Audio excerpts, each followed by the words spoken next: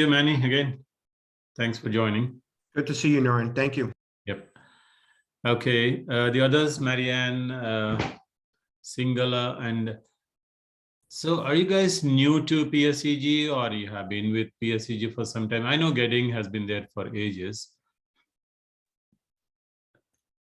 Hi, this is Marianne. I'm not new, but this is my first time being a project manager on an IT project. Okay, good. How about Singala?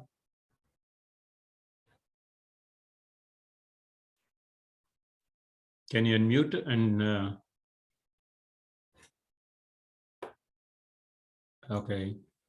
I think it is good to see you guys. Some of the people whom I have not seen, like JY. This is good to see them. Okay, so let's get started with a little of what we have. So the rules of engagement are basically to see that we have an uninterrupted training program here. And if you have any questions, please share them on the chat and we will address them at appropriate places. And most probably we will be replying back to you in the chat itself. If the question is good to have a generic conversation, then we will pull it up into the conversation. And we will also compile these questions and try to address them at the end as much as possible. But if it is good to have an interactive session, then at that time itself, I'll bring it up or the presenter will bring it up and start talking to you. And if anybody is joining on a cell phone or using their landline, please identify yourself so we can capture whoever is the particular person is. Okay. And yeah, Manny, you're absolutely right. These slides are going to be available. And vis-a-vis, you're also going to have a recording of this session in the ITEPM SharePoint site. So you can refer and listen through the presentation whenever you feel comfortable. Okay. With that as introduction and rules of engagement, let's get going into the actual slides. Okay. I'll just introduce you to the agenda we have here. One is the first introduction, where we will introduce you to the process, the training modules that we're going to cover, and a little bit of overview about the stage gate process before we dive deep into the SGP at 1:30. And at 2:30, you will have the status reporting, because project managers, the main roles and responsibilities of project manager, what he's going to play at every day, every week, every month, we are going to go through that. Status reporting is at 2:30. And portfolio health, which is another main thing that we are following. How is the health of the project, both financially and project schedule wise and scope wise, and how the health of the project is and how we are going to present it to the senior leadership team is at 3 o'clock. We'll have a small break and then come back for the risk and issue management. And then at the end, we are going to have a quick session on the cost estimates that we need to prepare to present into the business case, and also how we are going to calculate or estimate different costs depending on the project categorization. Okay, that's our full agenda for today. Any questions till now, or we can move on to the next slide? Okay, let's get going. So we are here basically to have the leadership has a strategic vision, including the project excellence, right? So we have been targeting our excellence to deliver projects both under cost and on time, with the scope that business is happy to receive, right? The deliverables. So IT portfolio has always been focusing on how do we deliver the projects on time, on budget, and to the satisfaction of the client, right? The client satisfaction is the utmost thing. So the first step is to have this EPMO organization, which has been declared open by Jishan last year. No, not last year, actually, yeah, somewhere in the end of the last year, to basically bring in a centralized enterprise project management office, where you will have the project management specialists, project managers, schedulers, and controllers available to the projects to basically execute the projects, and also to provide a feedback to the senior leadership team in IT so that we understand how these projects are doing across the landscape. Are we doing good in terms of cost? And are we doing good on the schedules? Are there any dependencies are causing the delays on the projects? Or how are we doing in terms of the total portfolio itself? You know, how many millions of dollars we are talking and how many millions of dollars change requests are coming in. So that sort of an activity in order to plan for our next year projects. Provide portfolio visibility and the oversight and escalation process. In case we are going to hit some road bump, how early we can detect it, right? It is not like, you know, we hit the bump and then we, you know, go in a panic mode. Instead of that, how proactively we can identify that. Regarding the methodology, we want to bring in some standard methods into place, calling it as a SGP, stage gate process, bring in the proper methods that should be used, clear governance and clear portfolio management. Okay. The organization, like I said, that we are building up an EPMO organization to basically provide the essentials to execute a project. The project managers, the schedulers and controllers, the methodologies, the processes, and the procedures, the standard operating tools, and the way to get them trained. So these are all the things that are encompassing the project management activities are rolled into EPM organization. Automation is the last one, but not the least, that we want to see how we can automate it so that the manual effort is reduced. So we are trying to get, you know, a couple of more tools for aid of the project managers, schedulers, and controllers. Like you all might be knowing by now that the schedulers are using P6, and we are trying to introduce PTS, project tracking system tool, for the rest of the project management activities. We may touch upon it a little bit later, but this is the introduction. Okay. Moving on.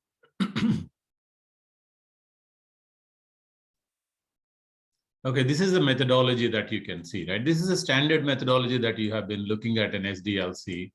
You ideate, basically, that is the first step. You come up with an idea or something the business wants, right? That's where you start. Okay, I want X particular deliverable. So then you start planning for it. How can I deliver that? Do we have the landscape? Do we have the infrastructure? Do we have the applications to support that activity? How do we enhance our capabilities to meet those requirements? And once we have that, we will go into the execution and guiding mode, that how do we design it properly, a solution that can be delivered and sustained, and then how we are going to put it into production with all the controls in place. We're not going to put something into production without following any, proper guidelines or, the checks. So after that, we'll go into manage and govern. So the project has completed its life. We went into production, and we want to manage it and see how the whole thing is governed, right? The data is being loaded on a regular times, and the data is being validated. The reports are generated and provided to the people. Transactions are completed on time, no breakdowns happening, etc., etc. The last one is improve it. Always there is an improvement, and that is continuous improvement. So how do we improve the data quality, the data governance, data retention, and also the performance of our systems? We should not have a system where it takes days together to churn out the data. That is no good, right? How do we improve the performance, etc.? So this is the total thing which interacts in turn, if you can see, the change management and the data analytics and tools. Like change management, we know that that's the final way that we are going to check ourselves before putting anything into production. The data analytics and tools are basically that how do we protect our data? How do we store, retain, and destroy the data? And then how the analytics are going to be generated on top of it for benefit of everybody involved, and what are the efficient tools that we are going to use, and how we are configuring those tools in order to provide efficient workflows. So this is the overall methodology that we want to adopt. We have been adopting, but we are coming out with a more structured approach to the whole thing. So that's what it is. Next slide, please.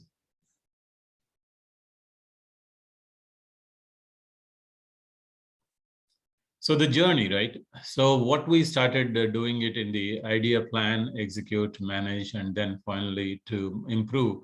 So there is a way we are going to, what is the scope in the phase one?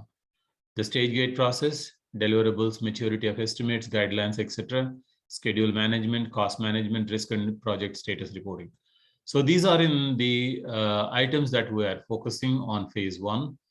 So most of these things have been rolled out, and if the project managers are already adopting them, well and good. We want to mature them into the next level, right? So the phase 1 is basically a introduction, adaptation, and then maturing into the next level. So that's the phase 1 adaptation over here. Next slide.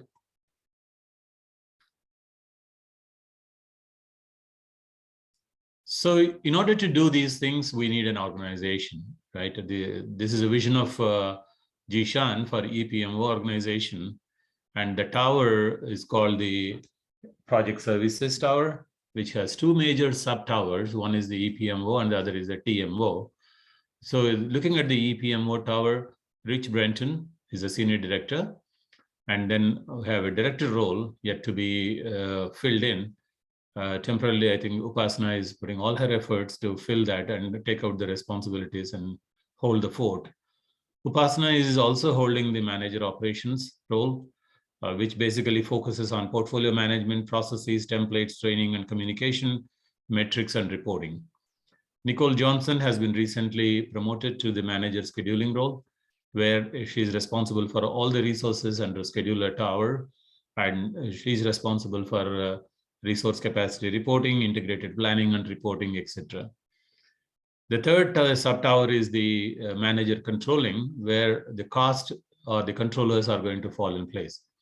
So they are responsible for budgets, accruals, the cash flow management, and the forecasting, reporting, etc. So currently, we are also holding the operation side, the recruitment process, because we have been recruiting a lot of resources for these 2 sub-towers, the scheduling and controlling. And we have recruited around 40 resources. They are being deployed to various projects, and they are already getting engaged with the activities on the project management side. Any questions? Okay, next slide. So this is the overall, the main roles and their expected responsibilities, right? What is expected out of a project manager? Basically, a project manager is ultimately responsible for the success of the delivery of the project. That one sentence itself summarizes the whole thing. He is the overarching resource for the management to look at. Okay, what's happening with your project? Okay, we should not be looking at multiple resources. We should look at one resource, and that resource is our project manager. He will be interacting with the scheduler and controller very tightly in order to get specific functionalities delivered. The scheduler is basically looking at the schedule of the project, how good the project has been defined in terms of its schedule, activities, tasks, dependencies, and what are the interconnecting points with the other projects. Right? If a project dependency is existing and that project is getting delayed because of any reason, how it is impacting us. And also resource loaded, cost loaded schedules. So we can understand coming quarter or coming month, what is my resource requirement? How many resources from infrastructure team are required? How many resources are required from the application team, SAP, HR, the work management teams? And how much of testing is involved in that sort of a scheduling overview with intense knowledge of the dependencies is going to be the responsibility of the schedulers. Coming to the controllers, the entire financial management of the project, starting from the cost estimates, preparing various justification documents required in case the cost is more is required, and how we are going to have the forecasting, what are the actuals against it, how the forecast variance happening, and how are we doing overall on the costing side. Whether my invoices are getting paid in time, or the accruals are being done on a monthly basis or prompt way, right?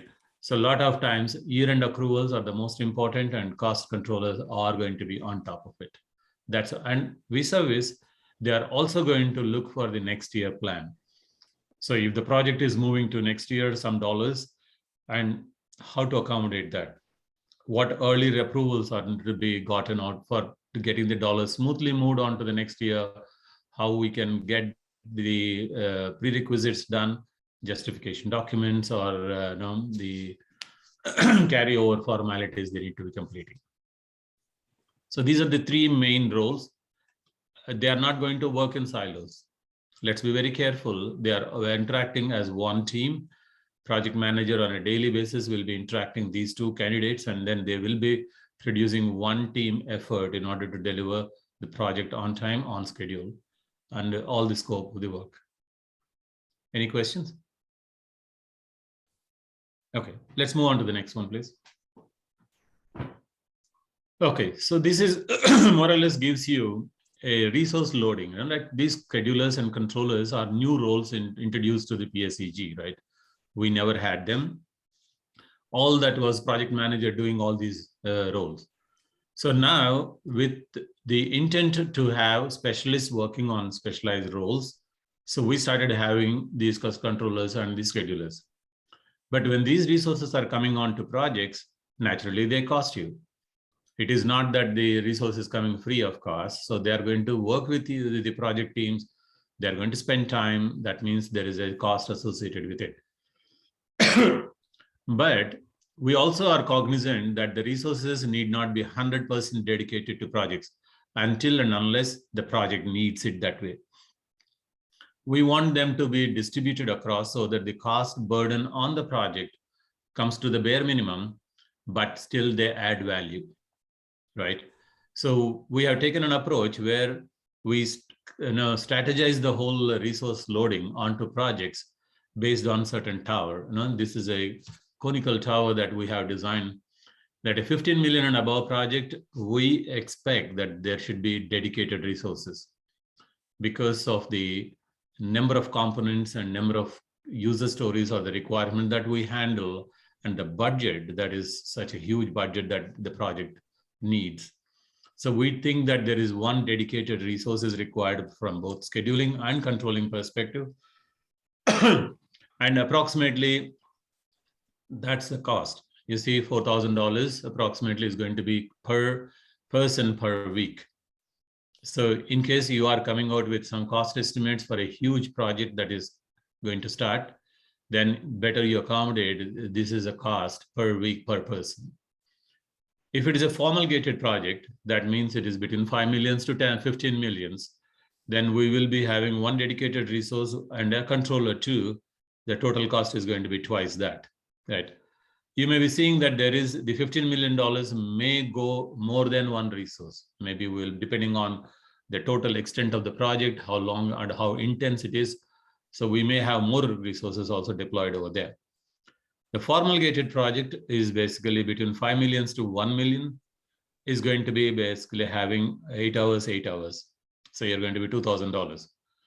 A 1 million to 500K is going to have, see, as you can see, the resource loading is reducing, right? That's why the cost is coming down.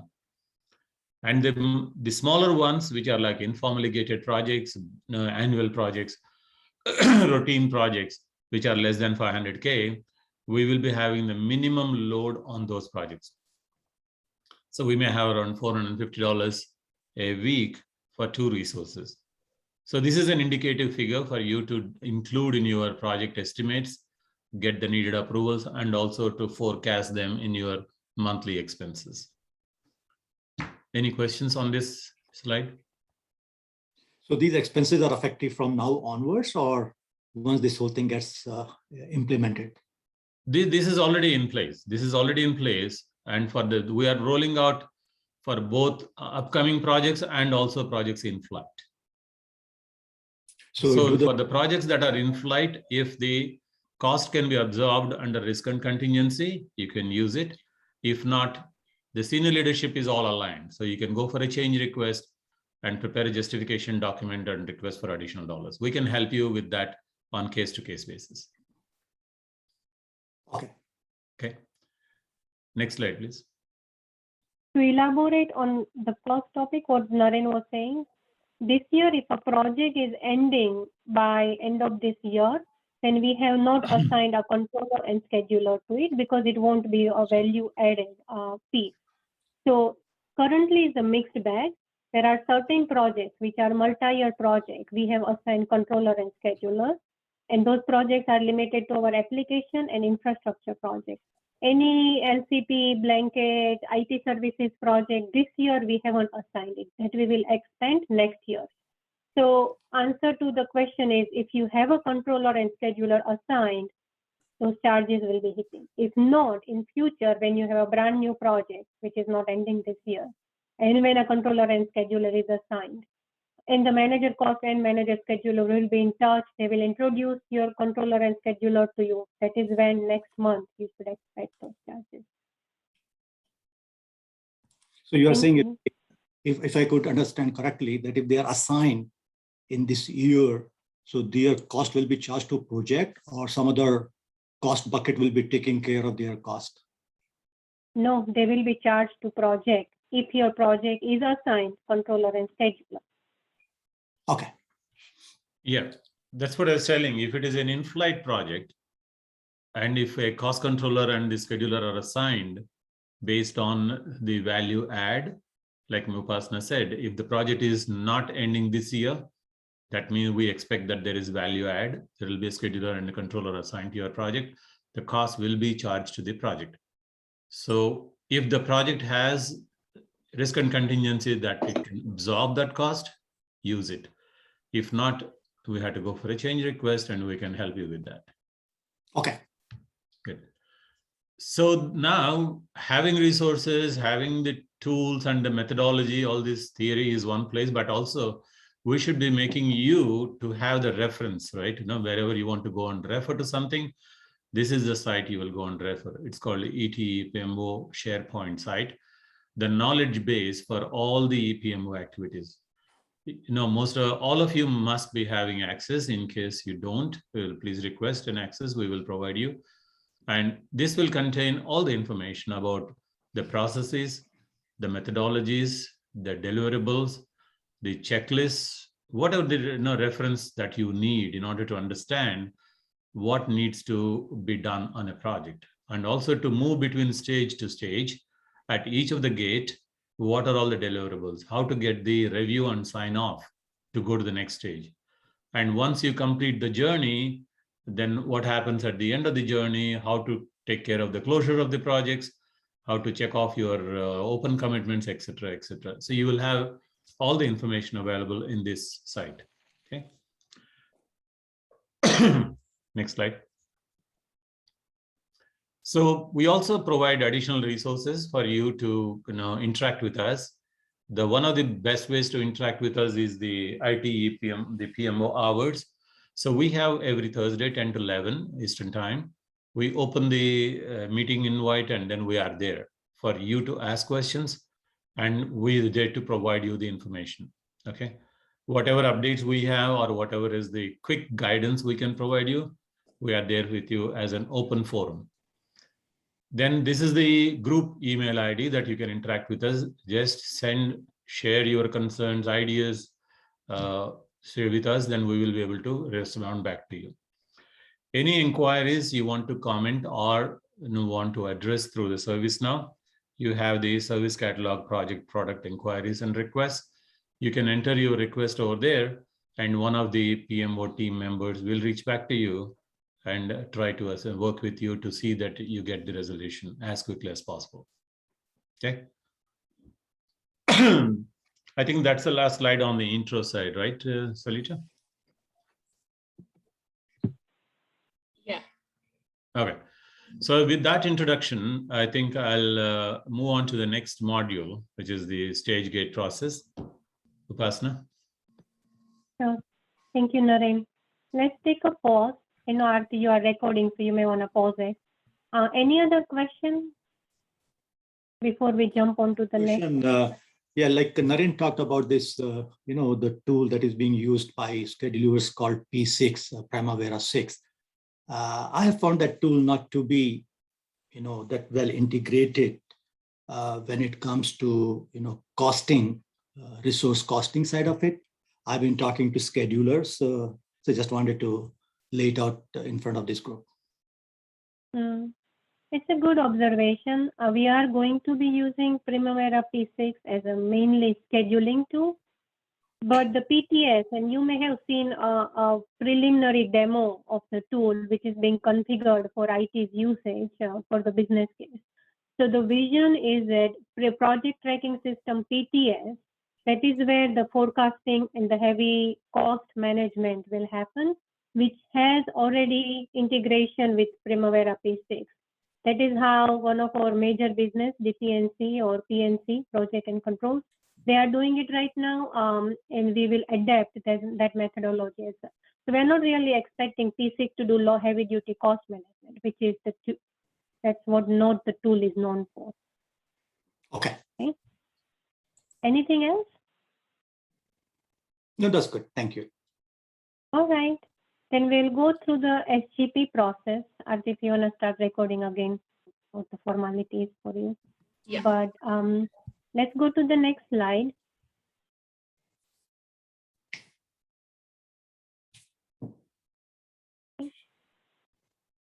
So all the project managers on this call, right? SGP is the key guide, right, for successful execution of the project. In heart, that concept is not brand new, right? I mean, every methodology, when we had CMMI, we had a very structured approach. Then we went through the product model and we went a little bit on agile journey where things were a little flexible. However, there were expectations as you go from one stage to another. So the feedback that we have received was, as we all know, CMMI was highly structured, very heavy on documentation, checklist based. When we went to the product model with the previous leadership, right, it was a little more flexible. However, with SGP, Stage Gate Framework, hopefully it is the best of the both worlds. It may not be as open as product models, where you basically execute the way you want to, and the idea was that you get measured on the business outcome. It's not as heavy on documentation as CMMI. So Stage Gate Process Framework is basically your step guide to successfully execute a project. As I was trying to say earlier, hopefully it is a good balance between all the previous methodologies that we have had. This is not one size fits all. We all are, familiar with the tailoring, etc. And there are additional slides that we are going to cover, which will talk about, criteria for tailoring, what are different types of projects, etc. But in a nutshell, you will hear the reference of SGP throughout this curriculum. You will hear EPMO team talking about SGP a lot. So just remember this word, Stage Gate Process, SGP. It is our key guide for successful execution of the project. There is usually, I know we all are working remotely, but idea was that we are working on like a one-pager or a two-pager, like front and back, that we can print and give it to everyone so everyone can have it as a cheat sheet. That, as you execute your project, what key aspects are expected under the SGP framework. It's there for both agile as well as waterfall projects. And also it has consideration for methodology, that some guidelines on when should you pick agile methodology versus waterfall. Previously, we had agile first methodology. So you had to give an exception if you are not going agile. That is no longer the case. Depending on the SGP consideration that we will go over, you can decide what is the right methodology for you. That could be waterfall, if that makes sense. It could be agile, it could be Kanban, it could be mixed hybrid. It's called iterative. So mandated methodologies are no longer a mandate. It's based on the nature of the project. Okay, next slide, please. All right, I know that it's an eye chart, but this is what we call it SGP, which is for the waterfall project. As you can see, there are 7 stages, starting from create concept and develop business cases. Then it goes through project initiation, then develop project design, direct and manage, and finally the post deployment. And there is a stage objective or written under it. We are going to distribute the slides, so I don't plan to go over each stage in detail. However, I will cover first 2 because I feel that those are very important. That is how you start the project. Most of the project manager, I believe you are familiar with from once it is in project initiation and how do you go through till direct and manage and post-deploy. Okay, sounds like a good plan. I know you all are on mute, so I assume yes. Feel free to post anything on chat. I have my eye on it as well.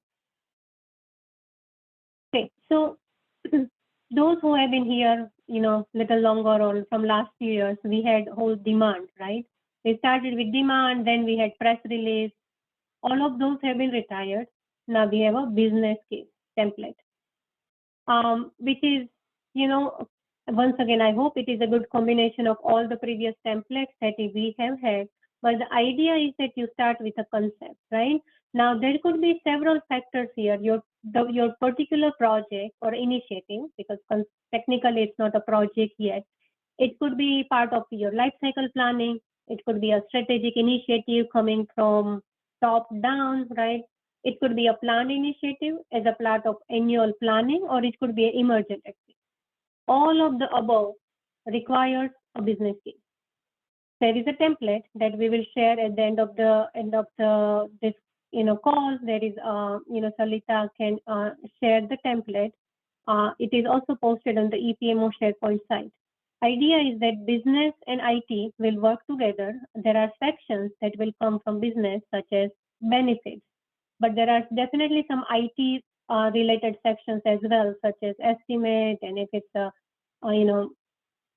SaaS solution, etc., etc. If it's a regulatory project, I don't, just like any good business case template, it has its own separate sections that everyone, when I say everyone, means business will be engaged, but currently a GPM will designate someone, so one of his project team member, to drive that, and a business case is created.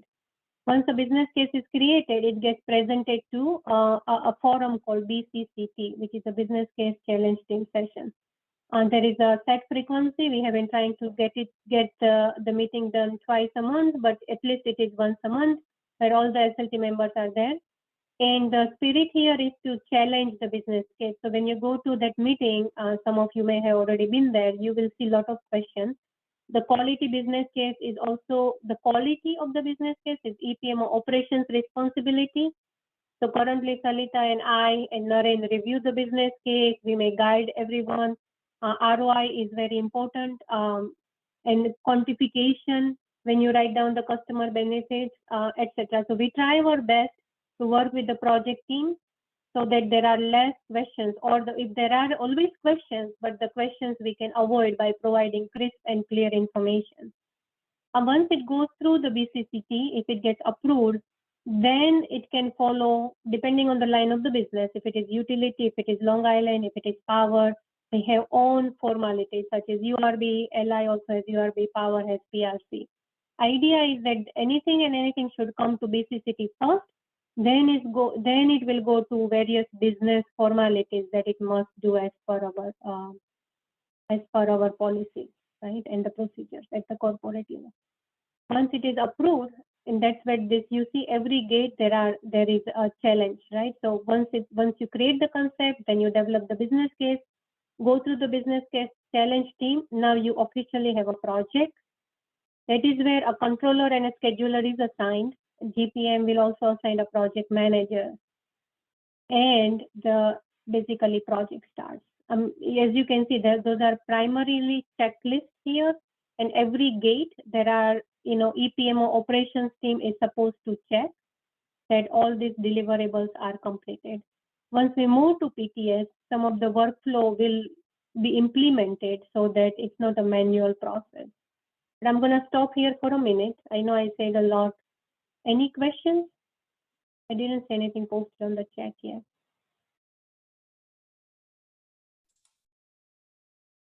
Upasana, this question you talked about developed business case is very similar to what we have today in ServiceNow called justification document. No, justification document is different. Justification document is something that once you have a set budget, right? Let's say once you have a preliminary, or once it's a project has approved budget, and if there is a change to that, that's like a project change request, PCR, also known as justification. So let's say in my example that I gave, I went to BCCT, I need $1 million capital. They blessed it. Now I'm in project initiation. My approved budget at this point is $1 million. But remember, I am at a 50% confidence level because my business case was at high level. I didn't know. So I in that $1 million, half of that was my RNC because I went with high number of RNC. I thought overall I could do it in million. When I started the project initiation, I did my require a detail gathering session. And when I went to the design, now security said I will have to do XYZ extra things because security architecture review, they're going to review it. Now I realized at the end of the stage, this diamond between diamond 3 and diamond 4, that my project is really $1.5 million. It's no longer $1 million because now I know better. That's okay because now my estimate maturity is better. That's when I would do a justification document to justify that what is the increased item that were previously not considered and why my budget has to be now $1.5 million. So that is the difference between a justification document or a PCR and the business case. Business case is done once in a life cycle of a project early on. Hopefully you don't have to do that many justifications, but it could be multiple times throughout the project life cycle. If you are a good project manager and if you are managing your scope and everything well, you may have 1 or 2, but not like 8, 9 PCRs. Okay.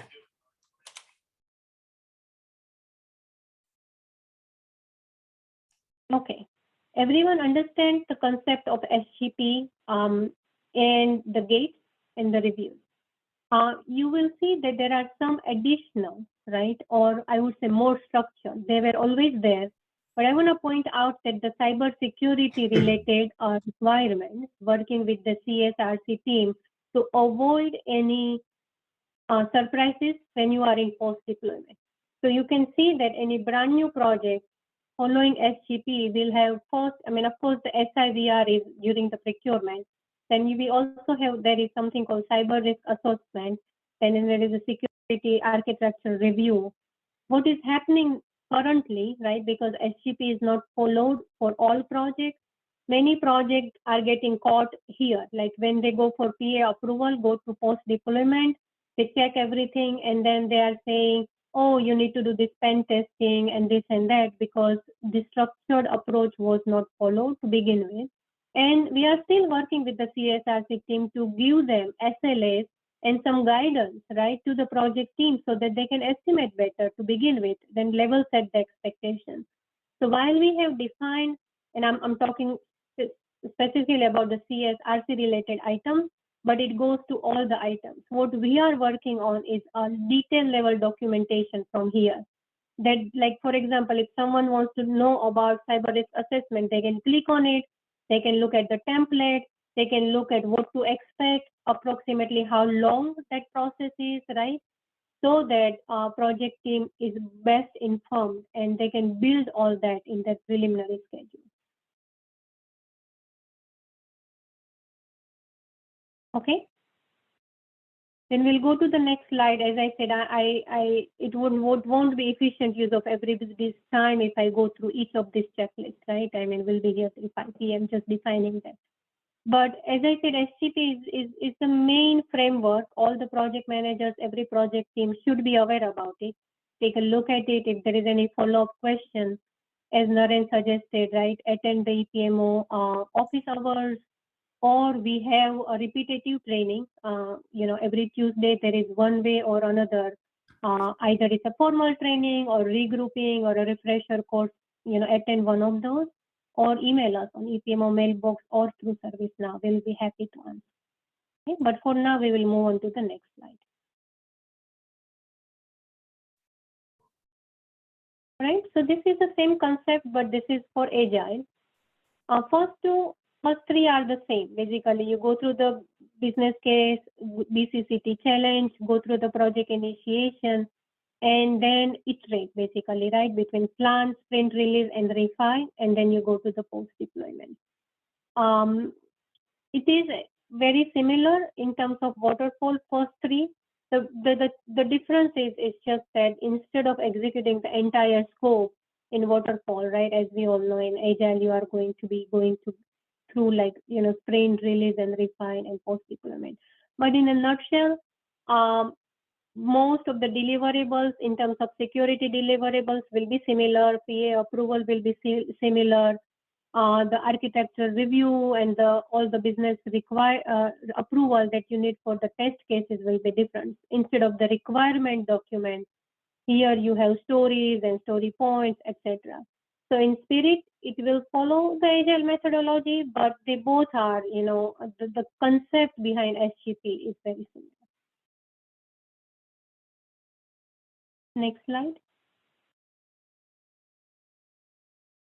Okay. In SGP, as I mentioned, right, there are many checklists, right, and those checkboxes. All those templates are available on the EPMO SharePoint site, and once we give you the deck, you can give it there. It will be there for your reference. As I mentioned earlier, we are working on a SGP version of a slide where you can click on those templates and find out more about those initiatives as well. But in the meantime, there are all the lessons learned, executive steering committee template, project execution plan template, and those templates should be very self-explanatory. But anytime, if you have any questions, you can always reach out to us via all the methods that I mentioned earlier. Next slide, please. Okay. This is the consideration, right, for SDLC consideration and the categorization metrics. Categorization basically says one size doesn't fit all. So all the SGP checks and balances that I mentioned, someone could say, oh, if my project is very small, right? I mean, I only have a 30,000 making it a dollar project. Do I still need to go through all this rigor? Answer is no, right? So SDLC consideration is which methodology you're going to use. And categorization metrics basically say what applies to what type of project. Sometimes the cost is very big, but most of them is just the material cost, right? So you may have like a $5 million project, but 1/3 of it or half of it could be just material. So then one shoe size doesn't fit all. Then the categorization metrics takes care of that. And that would be very helpful. I really hope that all of you will find it very helpful, that not everything is applicable to all, just blindly. Okay. So I think next few slides will talk about what is applicable then. If you go to the next slide, here it is. So here is about when you should use waterfall, when you should use iterative, which is a mixed hybrid, and when you should use agile, right? If your requirements are changing, they are not set, if they are trying something new, and if it makes sense to give them a small scope, a POC or a minimal viable product, or a part of a requirement can be released earlier, then you use agile. If the technology is unproven, right, they are doing something new, they are skill developer, right, you have the staff, and I'm not going to read line by line, but here is the basically guidelines of when you should use waterfall, when you should use iterative, and when you should use agile. Just to reiterate, the mandate to use agile is no longer applicable. You decide which methodology will work best for your project. These are the guidelines given to you, which shouldn't come up as a surprise to anyone, right? I mean, we all have been here doing project management. So these guidelines are universal, right? Depend also available in Gartner and the market trend. Feel free to use this to decide which methodology that you use. Karthik, next slide, please. And this is the categorization that I was talking earlier. We have 1, 2, 3, 4, 5 types of projects. They call it formal gated.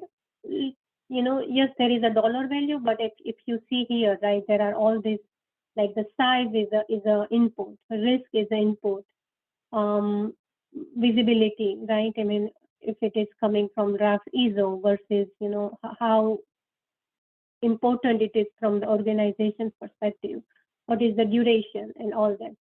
I'm not going to read once again line by line, but the spirit here is that depending on the size, risk, visibility, and the financial management of the project, These are our guidelines, right? Your project could be either formal gated, it could be on informal gated. There are two types of informal gated, right? Greater than 250 or less than 250, miscellaneous and annual routine, right? And next slide, you will see that what is applicable to which type of project. But this guideline is basically to help you which category your project falls into. If you go to the next slide. Right, I already covered this when you should use the guideline, right? One is for SDLC, you decide your methodology. Another one is the project type that you decide which category your project will belong to. We can just move on to the next slide. These are just the summary, right? Side by side, like waterfall goes from create concept to post deployment, stepped approach. Iterative, which is a hybrid of all, which you still follow waterfall up until you design the solution. But then you are just deploying it in small chunks, and then you go through the post deployment. With a rigid funding, right, with the URB and all that dependencies, most of the project, even they were agile, we were somewhere here, right, because we still had to follow URB funding and all those processes, and then we were doing like a sprinting here, but that is iterative. Basically, you are waterfall up until your initial design, and then you execute in an iterative manner, and eventually you have a go live date. Sometimes you are creating your sprints and releases and keeping releases in a server somewhere, and then still going like a big bang go live. But that way you are doing testing and small deployment in a smaller chunk, and then go live. Agile is, you are creating concept, developing business case, initiation, but then instead of going through design, right, you are basically following sprint and release cycle. You are planning small, doing small sprint releases, refining them. That's what the direct and managing, and then you are going to follow post deployment. So these are the three SDLC consideration that we have: waterfall, agile, and it could be iterative, which is a hybrid. Okay, next slide. And this is what applies to what, right? So if you look at the rows, those are all the deliverables, and your columns are different types of projects or the project categorization. As you can see, the solid dot means it applies, right? So you can see on a formal gated, everything applies. So a couple of things doesn't apply to, informal gated, more things doesn't apply to. And if you have a miscellaneous or IT services project, you can see that there is not that much rigor to it. There is some, but not much. So we don't want to make it burdensome, right? All the documentation. Idea is to drive project excellence. Doesn't want to go to the other extreme where it becomes so rigid that it is not driving project excellence. Okay, it's very clear, very intuitive, hopefully. I'm sure once you go through it, you may have many follow-up questions, and that's why all these other support forums are there. This is for Agile. Agile should not apply to, if they are small routine, then we just get it done through waterfall. But basically, these are the deliverables for Agile, and solid dots means they apply, otherwise they don't. I mean, non-solid dots means they are not. Next slide, Aarti. Okay, so now we have gone through the SGP framework at high level. We know which methodology to use. We know how to categorize a project, and which we know expectation at every stage. If you don't mind, and go back to few more slides, right? Let's go through a SGP slide before we come to go through waterfall. Go up. Go through the waterfall. I just want to go through the gates. One more, 2, 3 more, I think. One more.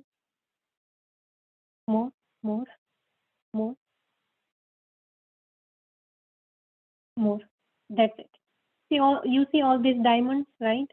So there is a template for the scorecard that every project team has to submit, right? So when you go from year to 1 to 2, 2 to 3, 3 to 4. So every gate, project manager is supposed to complete a scorecard with help of controller and scheduler. If there is any financial information, controller will help you. If there is any schedule information, scheduler will help. That template for the scorecard is available on the on the EPMO SharePoint. It's once again very self-intuitive. It has tabs for each gate and all the deliverables, right? And the PM will say yes, got completed, and it has some list boxes where you can pick the list box, right, to improve the data quality. It may ask you for the dates, etc. So as you move from one gate to another, you are supposed to complete that scorecard and then send it to the EPMO mailbox. EPMO will review it and say, yes, you are ready, you followed everything. So that is the compliance that EPMO operations, which currently my team is supposed to do, is supposed to drive the compliance to the stage gate. Arti, if you go back all the way where we were, right, in the scorecard. So it may be a relatively new concept that every project manager will have to submit a scorecard, which is currently an Excel template. When we move to PTS, it will be a little more automated, so you will not have to submit one more RC. This is how it looks like, as you can see in the screen, right? This is a scorecard.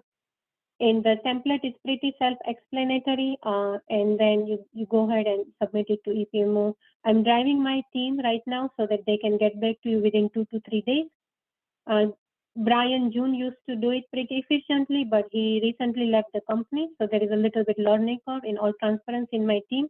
But we have been able to, so far, after the initial delay when Brian left, now we are up and running, and we are trying. We will get back to you within 2 to 3 days. If, most of the time, we just set up a half-an-hour meeting with the PM because this is relatively so new. Get through it, make sure we are aligned, they are aligned, and move on. Well, this is something is expected from the project manager with the help of controllers and schedulers. Okay, next slide.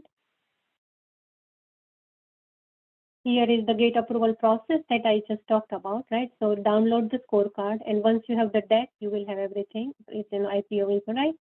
Complete the scorecard. There are instructions right there, and then send it back. We will review it. As I mentioned, I'm driving my team to get back to you in 3 days. If they don't, feel free to escalate to myself or Naren. And then, this is the approval project. If you have a steering committee, right, you can, I think you can even share the scorecard with them that you got the approval. Once again, this is ultimately to drive the project excellence. But if the steering committee is not yet matured, we'll leave it up to you guys. But, at least you need to send the scorecard to EPMO operations team right now. Okay, next slide. So all these instructions are already embedded in the SharePoint site. So I feel that in one of the Tuesday's refresher session, we can just take an existing scorecard and then walk everyone through. We will keep it as an agenda topic, but it is very self-explanatory. These are the instructions. The project manager will identify and confirm approaching gates, right? And there are list boxes, right? If something says pending review, approved with conditions and rejected, etc. And my team will help you. I highly recommend, if it is your first scorecard, feel free to set up a meeting with my team, and we'll just get a half-an-hour session done. Go through it. As I mentioned, we can keep it, if someone wants to just read end to end, we can keep as one of our Tuesday's refresher course, just focusing on the scorecard, and take an existing scorecard and walk them through. If time permits, by the end of the day today, we can even cover that today. For now, next slide. This is how it will look, right? I mean, it has all the project information. So these are high level, right? So create concept through post deployment. And, there are formulas, right? The percentage as you move, right? It will become 100%. And these are some of the, this is the status, right?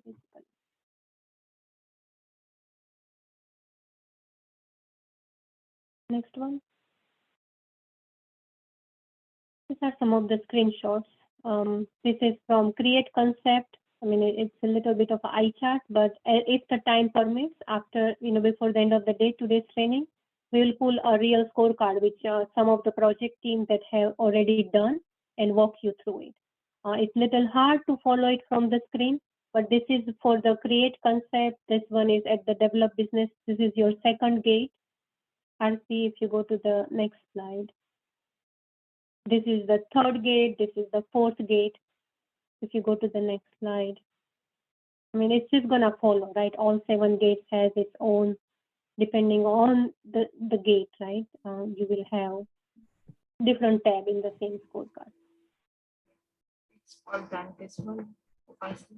That's it, Mati? Yeah, I okay. All right. So that is a good good information on the scorecard. Any questions? I haven't seen anything getting posted on the chat yet. That could mean only 2 things. One is I'm an excellent teacher, or this is the first meeting after lunch, so everyone needs caffeine. Or it could also mean the third one. All the trainees are excellent trainees. They understood whatever Well, we I spoke. think people are probably distracted and double multitasking. That's Yeah. why they're not asking questions. So I just want to add a couple of points. And Aarti, are you driving these slides? Yes. Yeah, can you go back to the slide called project categorization?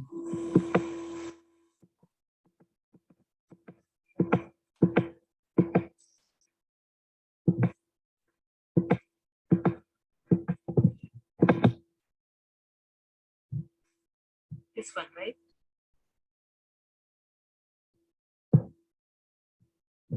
Naren. Unmute, okay. Yeah, are you Sorry, talking sorry about- for that. Okay, no problem. So I'm just trying to understand here as a project manager, how to categorize my project, right?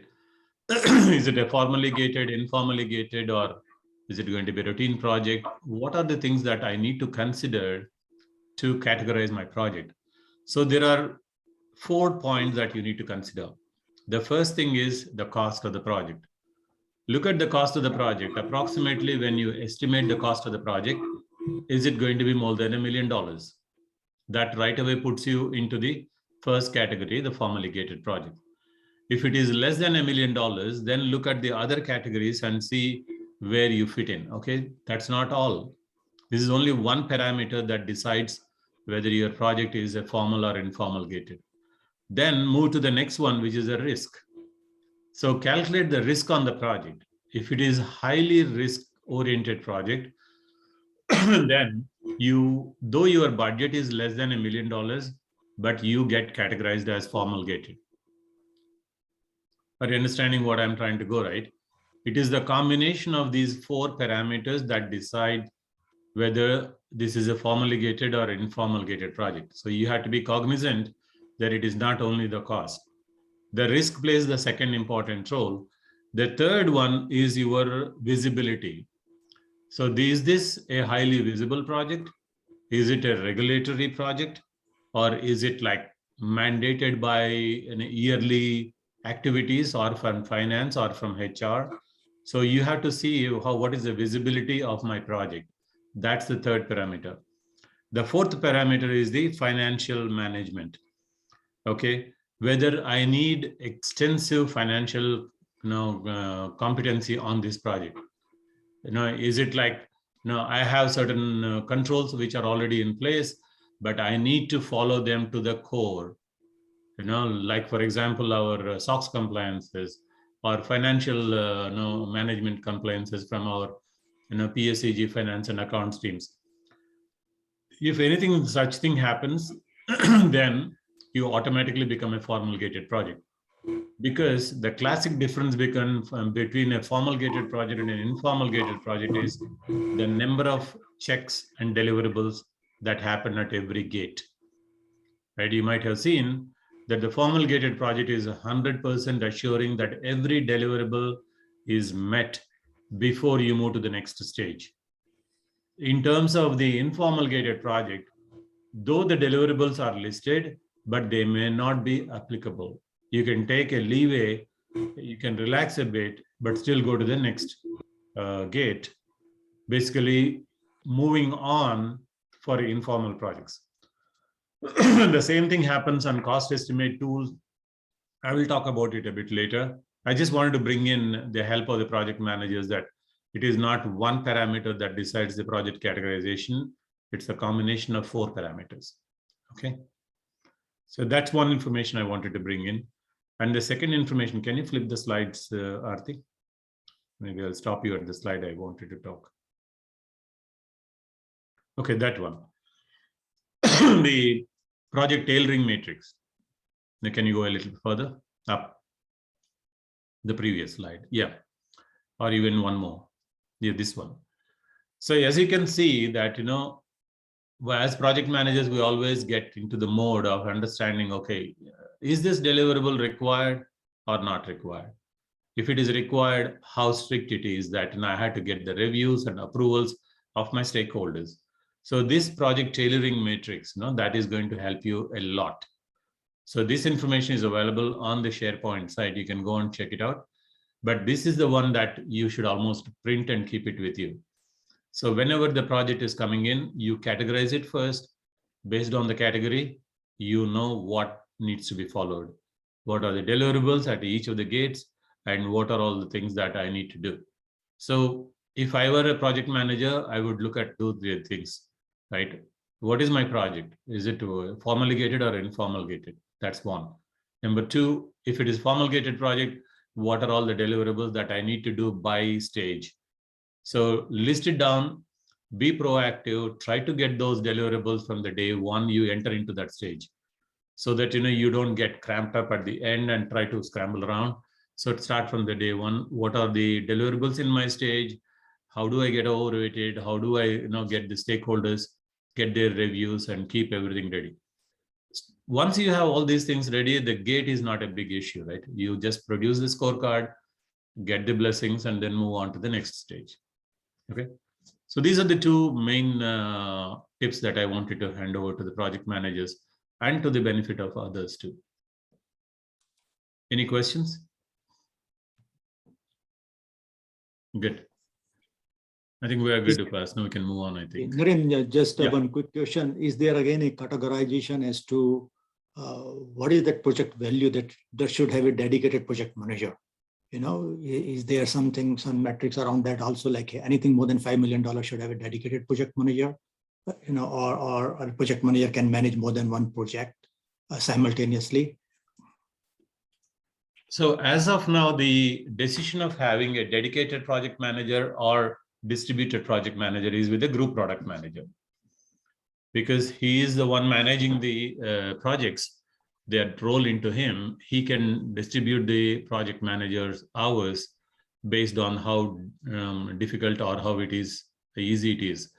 A lot of projects by nature need dedicated project managers because there are a lot of other activities. But with the introduction of controllers and schedulers, the project managers' responsibilities have come down. That is giving the group product managers to look for additional projects to be handled by the same project manager. But to answer your question, as of now, it is the group product manager that is guiding that decision.